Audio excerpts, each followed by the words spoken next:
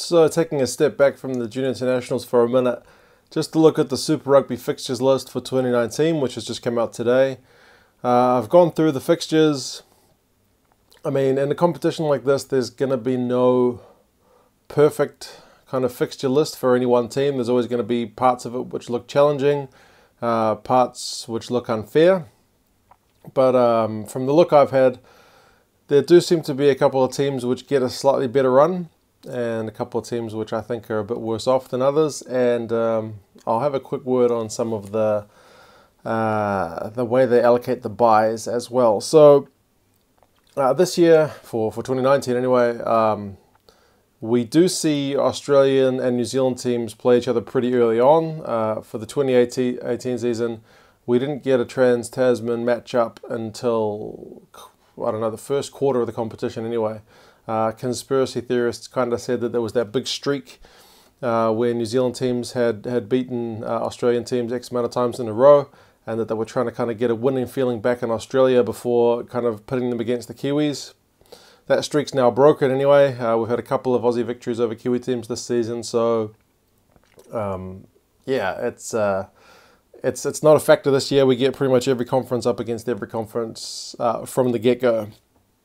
A couple of teams I think have done a bit well out of the schedule. I've said the Crusaders, as if these guys need any help. I mean, it's not perfect. Like I said, there's no ideal schedule, but the Crusaders avoid the Sunwolves and the Jaguares. Now, you could look at that and say, hey, you avoid the Sunwolves, that's a pretty easy win.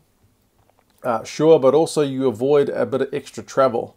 There's no chance that the Crusaders will have to do that kind of double trip from New Zealand to South Africa to Argentina back to New Zealand all in a short space of time.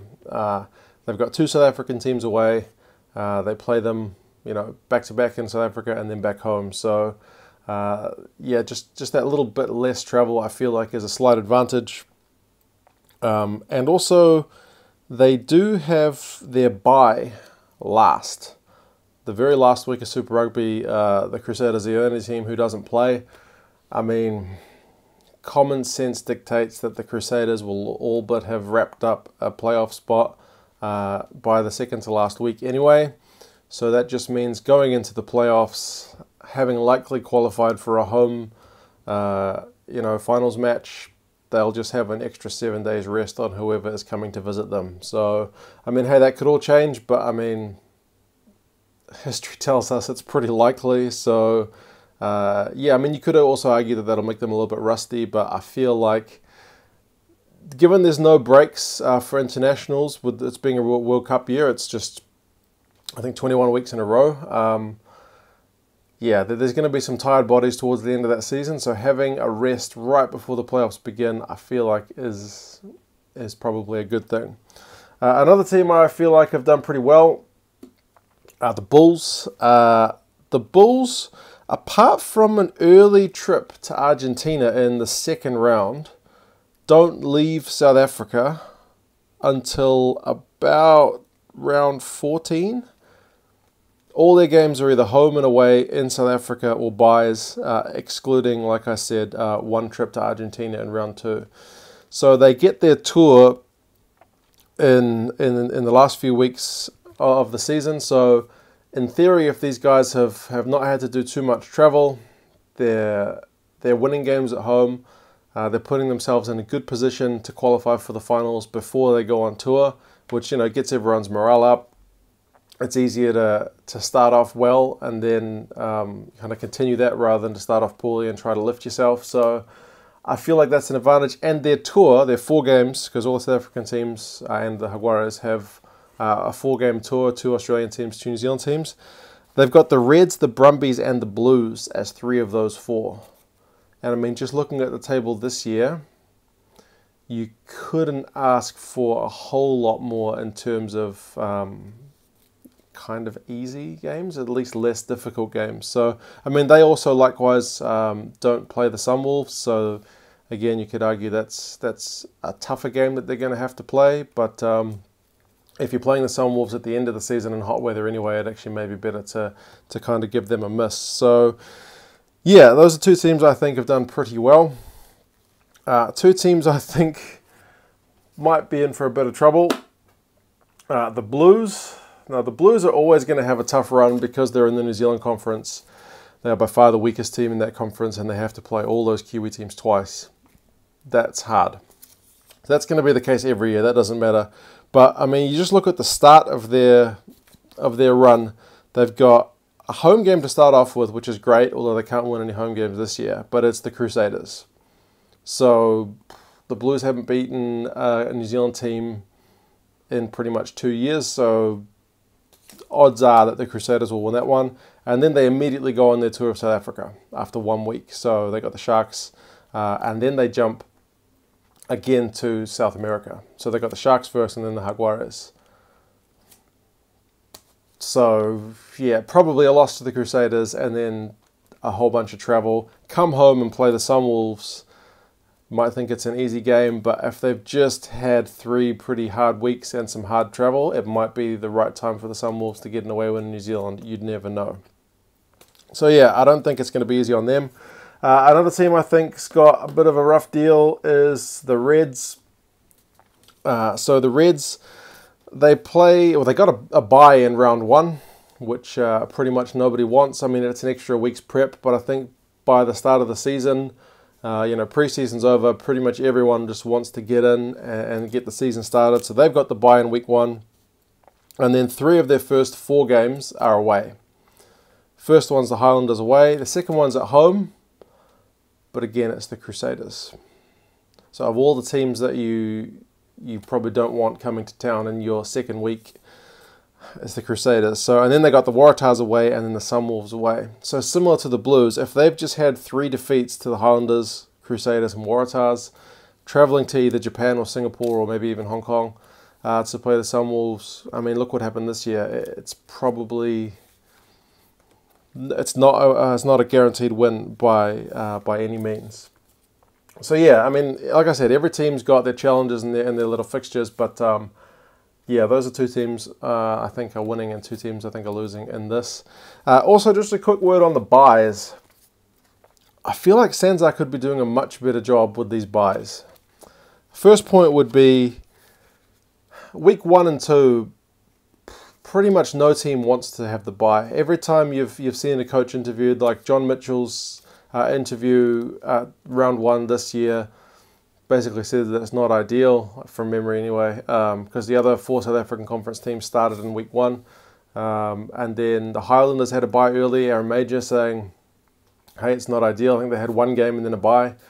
So yeah, basically no one wants to have that interruption at the start of the season.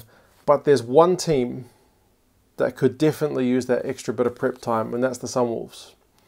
Because just the way that their players are coming to the end of their top league season, they have very little time to assemble for the Sunwolves. And you look at their results at the start of the season, and they were poor. They got beaten week after week for, I think, what was it, 8 or 9 weeks in a row. And then we finally started to see, in the few weeks before they got their first win as well, they were starting to get things together. If there's any team that could use an extra week at the start of the season, it is the Sunwolves. It seems silly not to give them the bye in round 1 or round 2. I think theirs is in their first bye is round 9. I mean, I know you're gonna say that, oh, it's got to be fair for everybody. It's not our fault that they're coming at the end of their season when everyone else is starting. This is the price you pay when you sign up for Super Rugby, blah, blah, blah.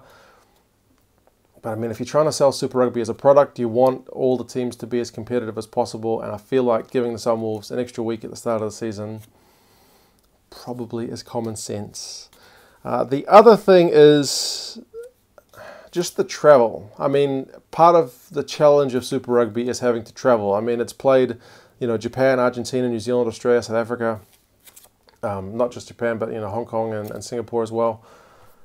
So teams dealing with that travel is a huge part of it, but it's no secret, or it's no it's known basically that the South African Conference teams have it a slightly bit tougher because they have more travel. Well, they have a longer tour anyway.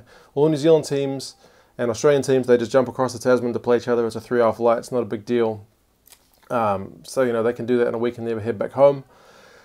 When they do their tour of South Africa, it's either 2 games in South Africa or 1 game South Africa, 1 game Argentina, and then back home. So it's 2 weeks But for all the South African conference team, it's double. It's 4 weeks. It's a month on the road. 2 games in Australia, 2 games in New Zealand for the most part. So it would make sense to me that you give the South African teams a bye, preferably at the end of their stint. So when they've just finished their 4 games, you put them on the bye. I mean, the other alternative would be to do it at the start of their tour. So the week before they go on tour, put them on the bye. If they want to leave early and head to Australia or New Zealand and get kind of settled, they can do that.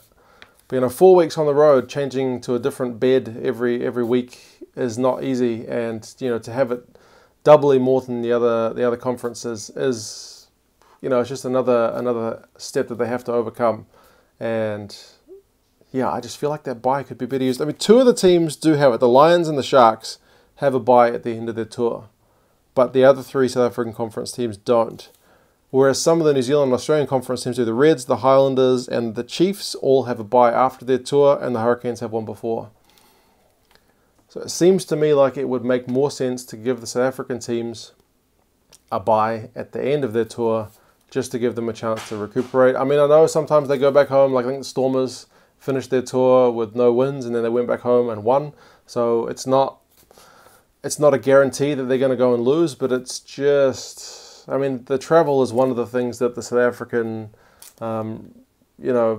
people who talk about withdrawing from Super Rugby kind of talk about, that the travel factor is not a level playing field. So I feel like that would just be one thing to help kind of even things out a bit. So yeah, it doesn't make sense to me that they've just kind of like randomly allocated some of the buys. So I don't know. I mean, I'm sure it's a very difficult job doing the fixtures list for this competition. Well beyond my level of intelligence. I'd be no good at that kind of thing. But those are just things that to me would make common sense. I will link the fixtures list in the description so you guys can have a look and see how your team's kind of schedule looks. And yeah, let me know your thoughts in the comments. And yeah, we're back to the June Internationals in a couple of days, so that'll be good. Alright guys, I'll talk to you again soon. See you later.